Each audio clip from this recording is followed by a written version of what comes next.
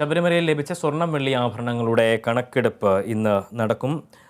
ആറന്മുള ക്ഷേത്രത്തിൽ തിരുവാഭരണം കമ്മീഷണറുടെ നേതൃത്വത്തിലാണ് പരിശോധന നടക്കുക. വിവരങ്ങളുമായി ഡി ബിനോയ് ഉണ്ട് പത്തനംതിട്ടയിൽ നിന്നും. ബിനോയ്, ഏത് സാഹചര്യത്തിലാണ് ഇപ്പോൾ ഇത്തരത്തിലൊരു കണക്കെടുപ്പ് നടപടിയിലേക്ക് കടക്കുന്നത്? എന്തൊക്കെയാണ് വിശദാംശങ്ങൾ? ഈ തീർത്ഥാടന കാലത്ത് ശബരിമല സന്നിധാനത്ത് കാണിക്കയായി ലഭിച്ച സ്വർണം വെള്ളി ആഭരണങ്ങളുടെ കണക്കെടുപ്പാണ് ഇന്ന് ആരംഭിച്ചിരിക്കുന്നത്. തിരുവാഭരണം കമ്മീഷണർ ബൈജുവിന്റെ നേതൃത്വത്തിലുള്ള സംഘമാണ് കണക്കെടുപ്പ് നടത്തുന്നത്. പ്രധാനമായും സമൂഹ മാധ്യമങ്ങളിലൂടെ ഇത്തവണ കാണിക്കയായി ലഭിച്ച സ്വർണം വെള്ളി ആഭരണങ്ങളുടെ കണക്ക് തിട്ടപ്പെടുത്തിയിട്ടില്ല എന്നൊരു വാർത്ത പരന്നിരുന്നു. ഇതിന്റെ അടിസ്ഥാനത്തിൽ ദേവസ്വം പ്രസിഡന്റ് നൽകിയ നിർദ്ദേശമനുസരിച്ചാണ് ഇന്ന് കണക്കെടുപ്പ് നടത്തുന്നത്. ശബരിമല അസിസ്റ്റന്റ് എക്സിക്യൂട്ടീവ് ഓഫീസറും അതുപോലെ തന്നെ അഡ്മിനിസ്ട്രേറ്റീവ് ഓഫീസറും ഉൾപ്പെടെയുള്ളവർ കണക്കെടുപ്പിൽ പങ്കെടുക്കുന്നുണ്ട്. ഒപ്പം ദേവസ്വം വിജിലൻസ് ഉദ്യോഗസ്ഥരുമുണ്ട്.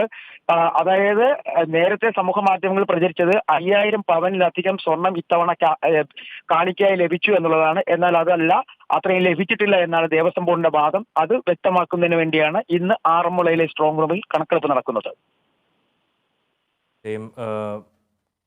ശബരിമലയിലെ കാണിക്കയായി ലഭിച്ച സ്വർണം വെള്ളി ആഭരണങ്ങളുടെ കണക്കെടുപ്പാണ് നടക്കാനിരിക്കുന്നത്. ഡി ബിനോയാണ് വിവരങ്ങൾ നൽകിയത്.